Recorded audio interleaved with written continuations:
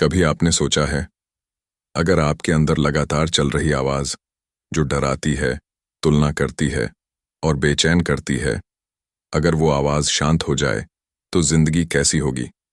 क्या होगा अगर आपके अंदर इतना सुकून आ जाए कि दुनिया का शोर भी आपके मन को हिला ना सके?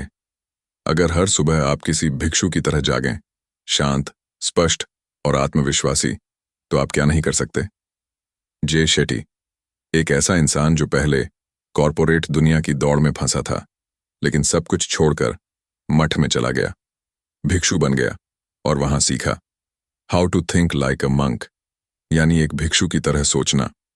आज वही आदमी हमें सिखाता है कैसे अपने मन को काबू में रखें, कैसे अपने डर को तोड़ें, कैसे अपने मकसद को पहचानें और कैसे इस शोरगुल वाली दुनिया में शांति को पाया जा सकता है। ये किताब कोई साधारण बुक नहीं है, ये एक यात्रा है मन के भीतर, जहां जे शेट्टी हमें कदम दर कदम ले जाता है और सिखाता है कि कैसे बाहर की सफलता पाने से पहले हमें अंदर की शांति पाना जरूरी है। तो तैयार हो जाइए, क्योंकि अब हम उतरने जा रहे हैं उस रास्ते पर जहां भिक्षु की सोच हमें एक नए इंसान में बदल देगी। एक ऐसा इंसान जो बाहरी दुनिया पर नहीं, अपने भीतर की दुनिया पर नियंत्रण रखता है। स्वागत है थिंक लाइक अ मंक की उस रहस्यमयी, प्रेरणादायक और परिवर्तनकारी यात्रा में, जहां हर शब्द आपके मन की दीवारों को हिला देगा। भाग 1। कहानी शुरू होती है एक ऐसे नौजवान से जो दुनिया की चमक दमक के बीच जी रहा था, लंदन की भीड़, कॉलेज की दौड़ और सफलता की प्यास में डूबा हुआ। उसका नाम था जे शेट्टी। सब कहते थे, तुम्हें बड़ा आदमी बनना है, पैसा कमाना है, नाम कमाना है। लेकिन उसके अंदर कहीं न कहीं एक अजीब सी खालीपन की गूंज थी।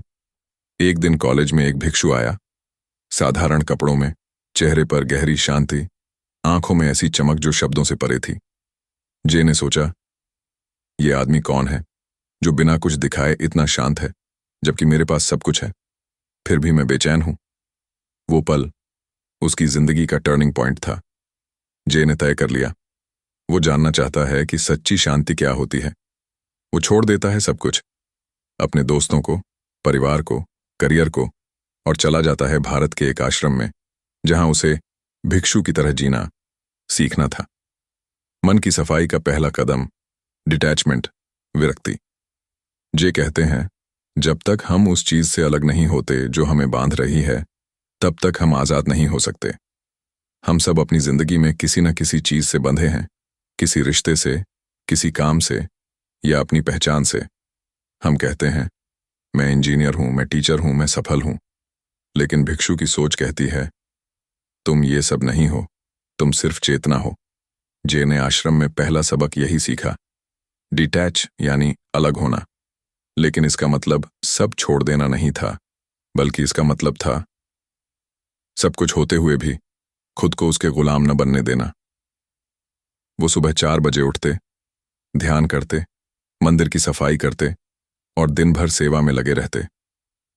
धीरे धीरे उन्होंने महसूस किया कि जब हम अपने मन की आवाजों को सुनना शुरू करते हैं, तो दुनिया की आवाजें कमजोर पड़ने लगती हैं। मन का असली दुश्मन पहचान, आइडेंटिटी। जे कहते हैं, हम वो बन जाते हैं जो दुनिया हमसे बनवाना चाहती है। बचपन से हमें सिखाया जाता है, तुम्हें डॉक्टर बनना है, अमीर बनना है, जीतना है। लेकिन कोई नहीं पूछता, तुम्हारा दिल क्या चाहता है? जे बताते हैं, हमारा मन 3 परतों में बटा है। 1. एक्सटर्नल आइडेंटिटी, जो दुनिया देखती है। 2. इंटरनल आइडेंटिटी, जो हम खुद को समझते हैं। 3. रियल सेल्फ, जो हम वास्तव में हैं। भिक्षु की सोच का मतलब है आउटर से इनर और फिर इनर से रियल तक की यात्रा करना। जे कहते हैं, जब तुम वो बन जाते हो जो वास्तव में तुम हो, तो दुनिया तुम्हें पहचानने लगती है। तुलना का जहर, कंपैरिजन। जे बताते हैं कि तुलना हमारी खुशी की सबसे बड़ी चोर है। हम दूसरों से अपनी तुलना करते हैं, उनकी नौकरी, उनकी कार, उनके कपड़े, उनके लाइक्स, उनके फॉलोअर्स से। वो कहते हैं, तुलना एक ऐसा जहर है जो धीरे धीरे हमारी आत्मा को खा जाता है। भिक्षु की सोच कहती है, अपनी दौड़ खुद तय करो। जे बताते हैं, जब वो मठ में था, वहां कोई प्रतिस्पर्धा नहीं थी, कोई ये नहीं कहता था कि कौन ज्यादा ध्यान करता है या कौन ज्यादा बुद्धिमान है। वहां सब सिर्फ एक चीज के पीछे थे, अपने मन को जीतने के। मन को जीतना, कंट्रोल योर माइंड। जे कहते हैं, अगर तुम अपने मन को नहीं चलाओगे तो मन तुम्हें चलाएगा। हर दिन हमारा मन हमें बहकाता है, कभी गुस्से में, कभी डर में, कभी लालच में। लेकिन भिक्षु की सोच कहती है, मन को आदेश दो, उसे अपने पैरों के नीचे रखो। आश्रम में जे को सिखाया गया एक साधारण लेकिन गहरा अभ्यास, वॉच योर थॉट्स। अपने विचारों को देखो। जैसे आसमान में बादल गुजरते हैं, वैसे ही अपने विचारों को आते जाते देखो। उनसे लड़ो मत, उन्हें पकड़ो मत। धीरे धीरे तुम समझ जाओगे, तुम विचार नहीं हो, तुम उन्हें देखने वाले हो। पर्पस, मकसद, क्यों जी रहे हो। जे कहते हैं, अगर तुम्हारे जीवन में मकसद नहीं है तो तुम किसी और का सपना जी रहे हो। हम सब के अंदर एक धागा है, वो चीज जो हमें अंदर से खींचती है। कभी वो दूसरों की मदद करना होता है, कभी कुछ सृजन करना, कभी किसी को मुस्कुराना।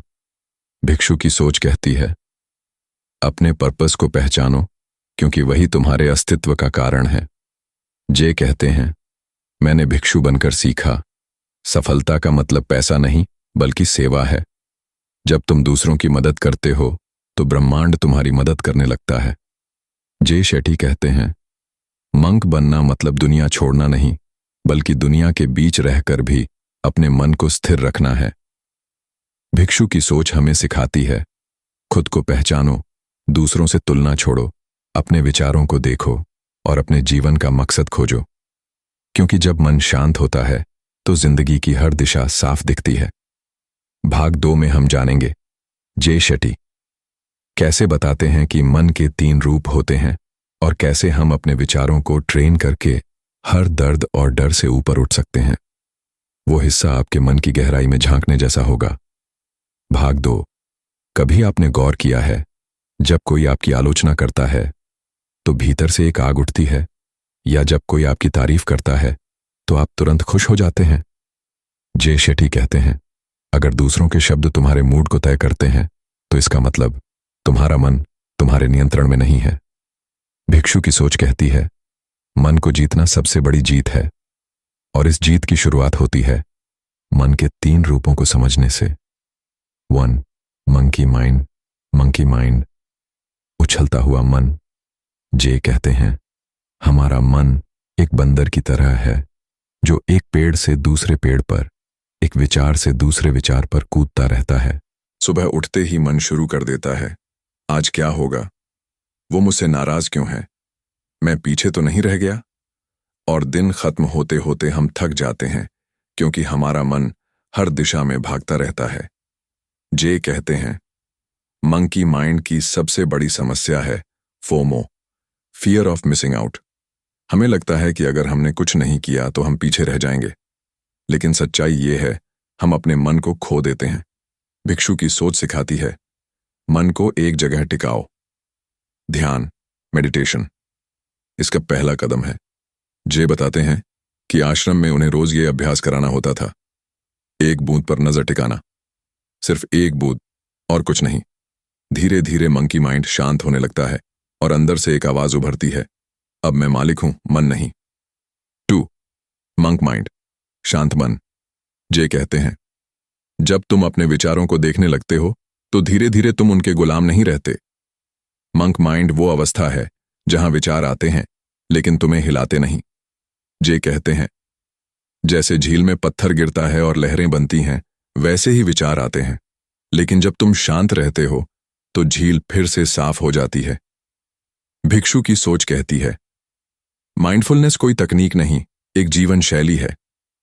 जे बताते हैं कि जब वे ध्यान करते थे तो अक्सर यादें आती थीं, पुरानी बातें, डर, असफलताएं, लेकिन उन्हें सिखाया गया था, देखो, लेकिन प्रतिक्रिया मत दो।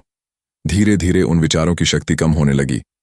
यही है मंक माइंड, जहां तुम विचारों के मालिक बन जाते हो, न कि उनके गुलाम। 3, हायर माइंड, उच्च चेतना। जे कहते हैं, जब मन शांत हो जाता है तो आत्मा बोलने लगती है। हायर माइंड वो स्तर है जहां तुम दुनिया को नई दृष्टि से देखते हो। अब तुम्हारे फैसले डर से नहीं बल्कि स्पष्टता, क्लैरिटी से होते हैं।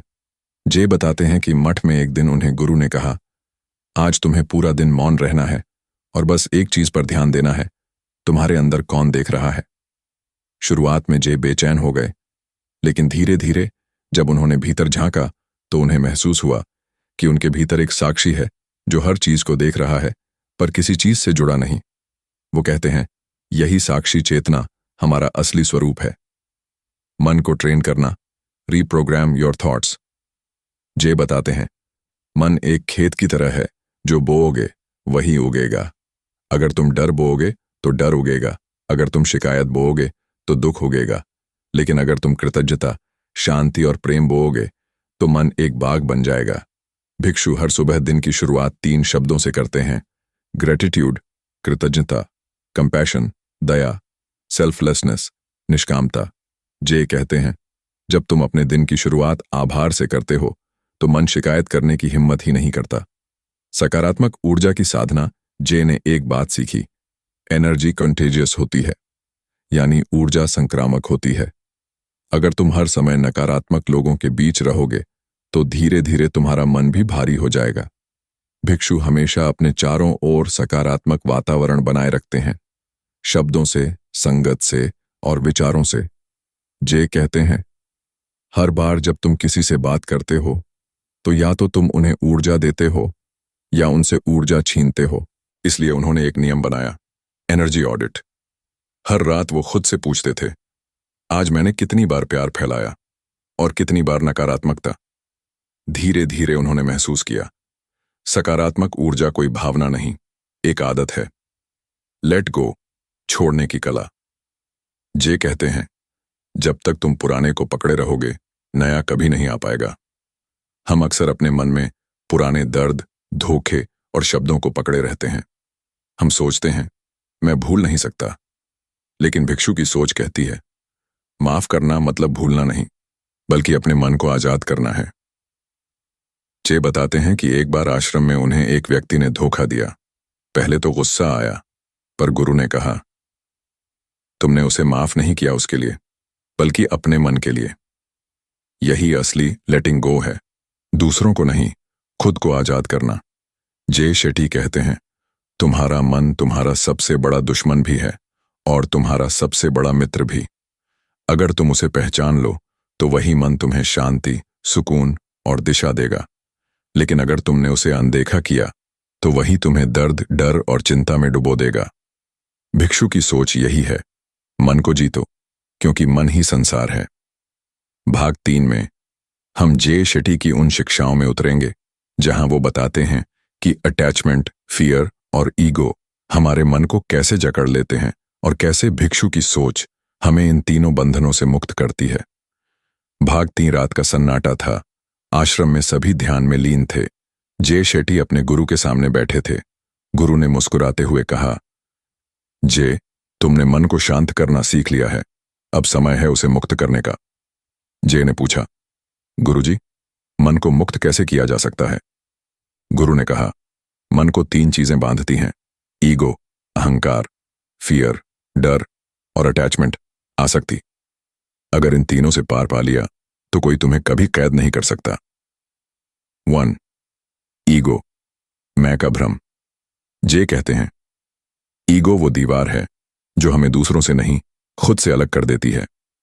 जब हम सोचते हैं, मैं सबसे बेहतर हूं या मुझे किसी की जरूरत नहीं है, तो हम अपने भीतर एक कैद बना लेते हैं। ईगो हमें वास्तविक विकास से रोकता है, क्योंकि वो हमें गलती स्वीकारने से डराता है। भिक्षु की सोच कहती है, ईगो को मिटाना मतलब खुद को मिटाना नहीं, बल्कि उस झूठे मैं को पहचानना है जो असली मैं पर हावी है। जे बताते हैं कि आश्रम में उन्हें एक बार किसी छोटे साधक के अधीन काम करने के लिए कहा गया। पहले तो उन्हें बुरा लगा, मैंने तो ज्यादा समय यहां बिताया है, फिर मुझे किसी जूनियर का आदेश क्यों मानना चाहिए? लेकिन फिर गुरु ने कहा, यही तुम्हारा इम्तिहान है, ईगो के बिना सेवा करना। धीरे धीरे जे को एहसास हुआ, जब हम ईगो छोड़ते हैं तो दिल में विनम्रता, ह्यूमिलिटी आती है और यही सच्चा आत्मविश्वास बनती है। वो कहते हैं, ईगो बोलता है, मैं सब जानता हूं। विनम्रता कहती है, मैं सीख रहा हूं। 2. फियर, डर का जाल। जे कहते हैं, फियर वो कैद है जिसमें हम खुद ताले लगाते हैं। हम डरते हैं असफलता से, लोगों के विचारों से, अकेलेपन से, यहां तक कि सफलता से भी। जे बताते हैं कि डर हमारे मन में इसलिए टिकता है क्योंकि हम उसे देखते नहीं, भागते हैं। भिक्षु की सोच कहती है, डर को देखो, उसे पहचानो और उससे संवाद करो। आश्रम में जे से उनके गुरु ने पूछा, तुम्हें किससे सबसे ज्यादा डर लगता है? जे ने कहा, असफलता से। गुरु ने मुस्कुराकर कहा, तो जाओ और वही करो जिसमें तुम असफल हो सकते हो। जे ने अगले कुछ हफ्तों तक हर वो काम किया जिससे वो डरते थे। लोगों के सामने बोलना, कठिन कार्य करना, गलती स्वीकारना। धीरे धीरे उनका मन समझ गया, fear grows when you avoid it. डर बढ़ता है जब हम उससे भागते हैं, लेकिन जब तुम उसका सामना करते हो तो वो सिकुड़ जाता है। जे कहते हैं, डर को खत्म करने का सबसे आसान तरीका है उसे रोशनी में लाना।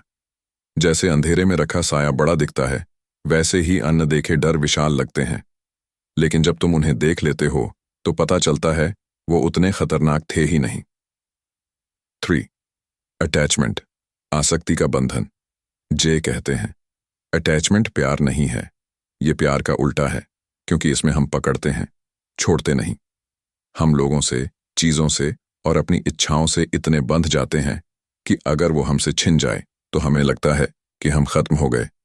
भिक्षु की सोच सिखाती है, लव विदाउट पोजेशन, यानी किसी को या किसी चीज को इसलिए प्यार करो क्योंकि वो अस्तित्व में है, न कि इसलिए कि वो तुम्हारी है।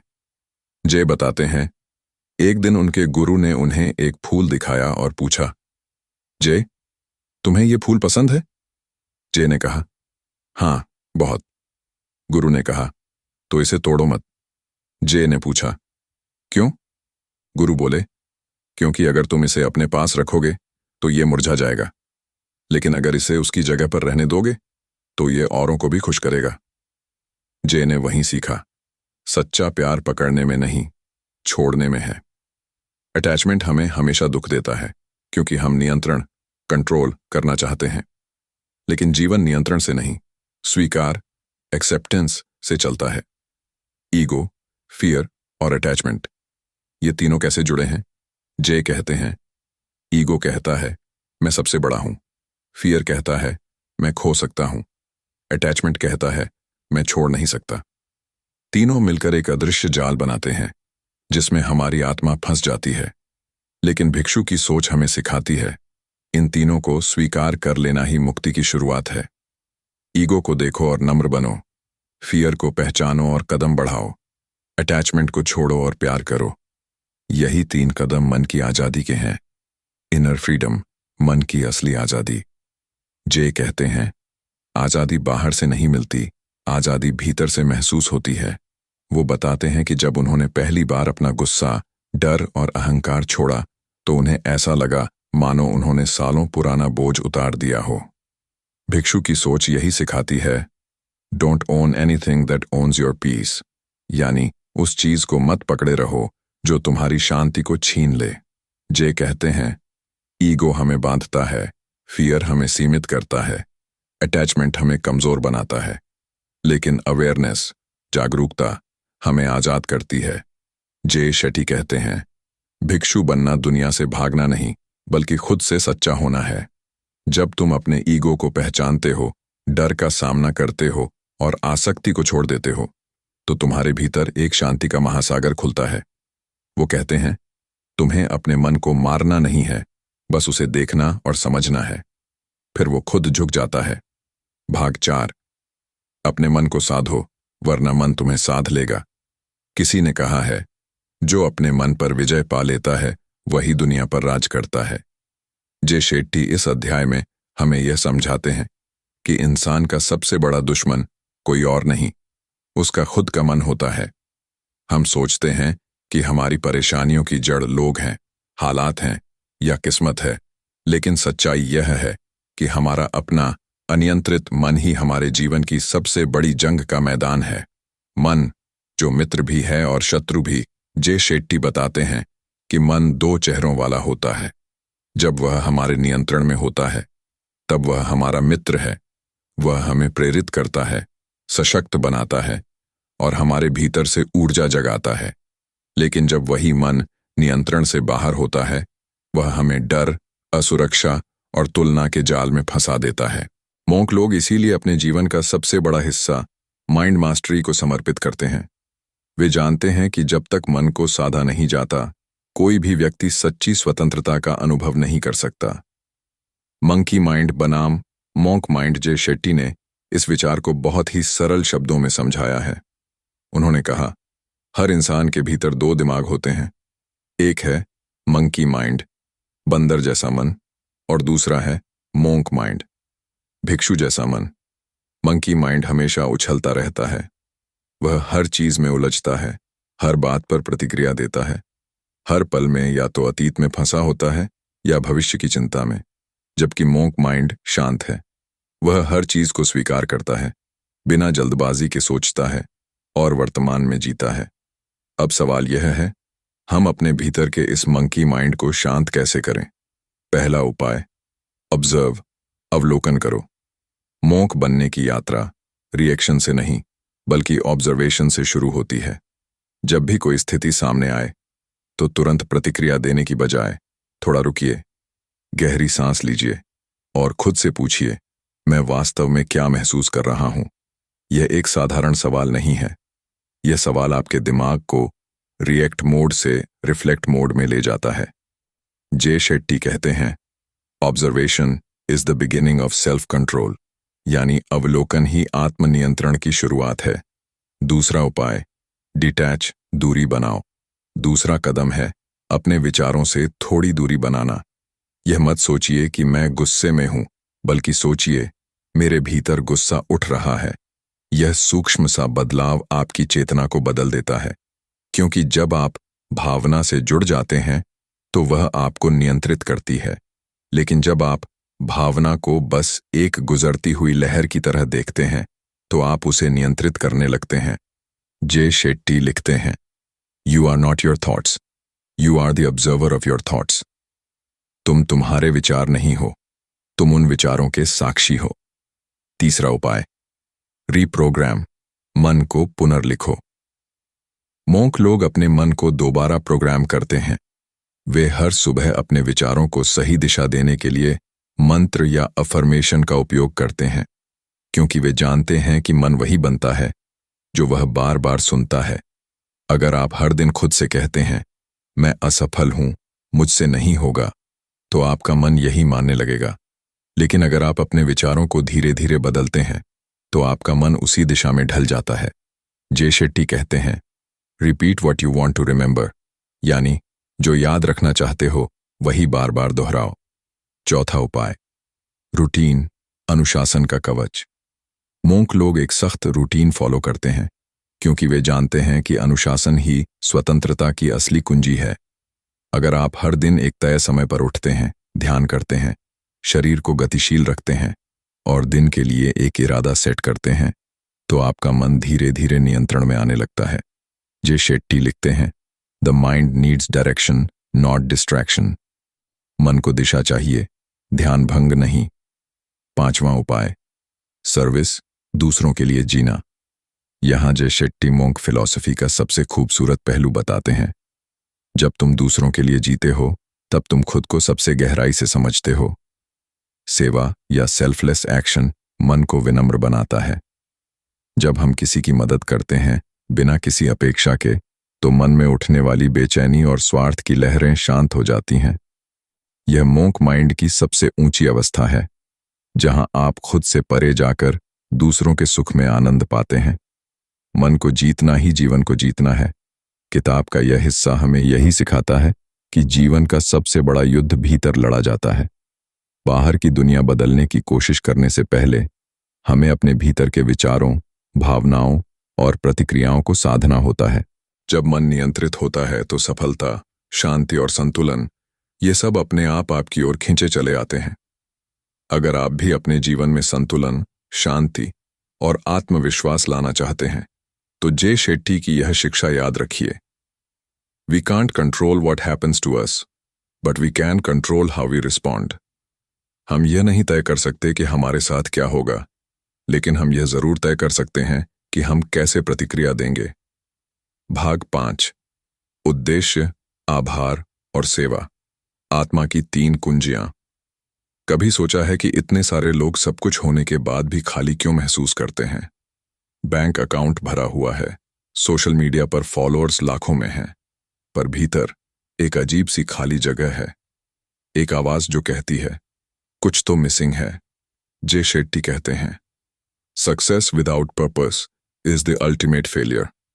यानी बिना उद्देश्य की सफलता असली असफलता है। इसलिए इस हिस्से में वे हमें 3 अद्भुत सूत्र देते हैं: पर्पस, उद्देश्य, ग्रैटिट्यूड, आभार, और सर्विस, सेवा। इन तीनों को अगर कोई समझ ले तो वह जीवन के हर तूफान में भी शांति से खड़ा रह सकता है। पहला सूत्र, पर्पस।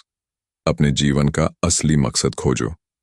जे शेट्टी कहते हैं, When you know your purpose, every day becomes meaningful।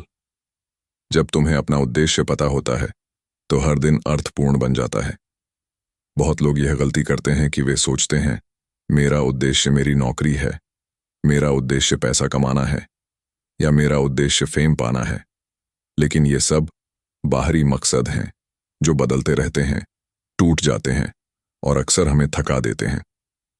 सच्चा उद्देश्य हमेशा भीतर से आता है।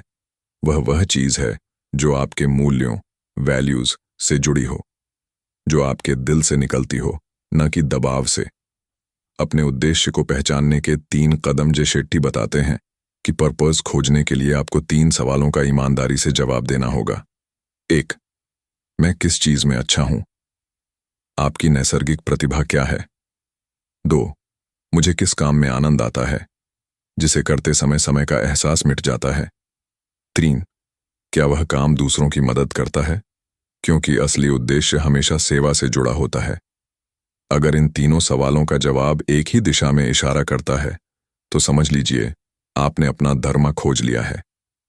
कहानी, मोंक और मिट्टी के दीपक। एक बार एक युवा मोंक अपने गुरु के पास गया और बोला, गुरुदेव, मैं जीवन में बड़ा आदमी बनना चाहता हूं, मैं क्या करूं? गुरु मुस्कुराए और बोले, रात में मंदिर के चारों ओर इन मिट्टी के दीपकों को जलाओ। युवा ने वैसा ही किया। सुबह वह लौटा और बोला, गुरुदेव, अब बताइए मैं कैसे महान बनूं? गुरु ने कहा, दीपक देखो, सब जल रहे हैं, लेकिन कोई भी यह नहीं सोच रहा कि कौन ज्यादा चमक रहा है। उनका उद्देश्य सिर्फ रोशनी फैलाना है। जब तुम्हारा उद्देश्य सेवा बन जाएगा तब तुम खुद ब खुद महान बन जाओगे। पर्पस और कंपैरिजन का फर्क जे शेट्टी कहते हैं, आज लोग अपना उद्देश्य नहीं जी रहे, वे दूसरों की लाइफ कॉपी कर रहे हैं। कंपैरिजन, तुलना, सबसे बड़ा चोर है। यह आपके पर्पस को चुरा लेता है। जब हम किसी और की तरह बनने की कोशिश करते हैं तो हम अपने इनर कॉलिंग से दूर चले जाते हैं। Don't try to be what the world needs, try to be what you were born to be. दुनिया को खुश करने की कोशिश मत करो, वो बनो जिसके लिए तुम पैदा हुए हो। दूसरा सूत्र, ग्रैटिट्यूड। जो है उसे महसूस करो, जे शेट्टी कहते हैं। Gratitude is the antidote to greed, anxiety and comparison. यानी आभार वो औषधि है जो लालच, चिंता और तुलना को खत्म कर देती है। हम हर समय उस चीज के पीछे भागते रहते हैं जो हमारे पास नहीं है, लेकिन कभी उन चीजों के लिए शुक्र नहीं करते जो हमारे पास हैं। मोंक लोग हर दिन सुबह उठते ही 3 चीजों के लिए आभार व्यक्त करते हैं, क्योंकि जब आप धन्यवाद बोलते हैं तो आपका मन कमी से हटकर पूर्णता पर फोकस करता है।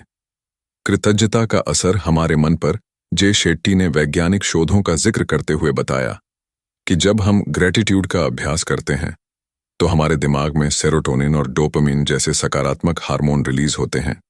ये हार्मोन हमें खुशी, शांति और आत्मविश्वास का अनुभव कराते हैं। इसलिए उन्होंने कहा, हर दिन अपने दिल से 3 चीजों के लिए धन्यवाद दो। वो छोटी हों या बड़ी, फर्क नहीं पड़ता। जैसे आज मुझे सांस लेने का अवसर मिला, आज किसी ने मुझ पर मुस्कुराया, आज मुझे भोजन मिला। धीरे धीरे यह आदत आपके विचारों का स्वर बदल देगी। Thank you meditation. Jay Shetty ने एक साधना सिखाई जिसे कहते हैं थैंक यू मेडिटेशन। इसमें आप आंखें बंद करके अपने दिन की घटनाओं को याद करते हैं और हर व्यक्ति या परिस्थिति को मन ही मन थैंक यू कहते हैं। यह अभ्यास आपके अंदर कृतज्ञता की ऊर्जा